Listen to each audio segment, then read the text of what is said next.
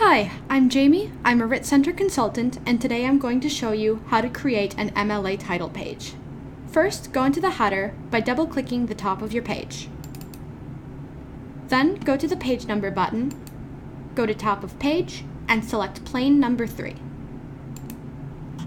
Next, type your last name and add a space.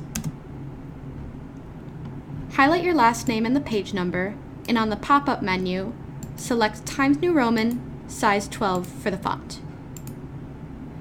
Exit the header by clicking Close Header and Footer.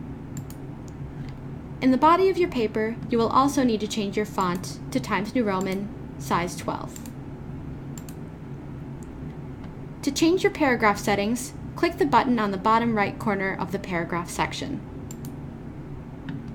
Change line spacing to double, and click Don't Add Space between paragraphs of the same style. This is so you get true double space in your paper. Then press OK. Start your name block by typing your first and last name. Press Enter. Type your professor's preferred courtesy title, and then their first and last name.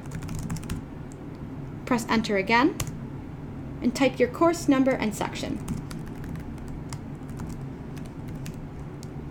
Press Enter, and type the due date for your paper or draft in European style. So that's going to be the day, and then the months fully spelled out, and finally the year. Press Enter, and in the paragraph section, select the center button, and type your title, and you're going to capitalize all the important words in your title. Finally, press Enter, and select the Align Left button. This is where you're actually going to start typing out your paper. And every time you start a new paragraph, you're going to press the Tab key once. You can see what this looks like on this example of a finished paper. See that there's an extra ½ inch on only the first line of the paragraph, but everything else is on the 1-inch margin. Alright, I hope this has been helpful. This has been a Delta College WRIT Center tutorial, and good luck creating your MLA title page. Have a wonderful day.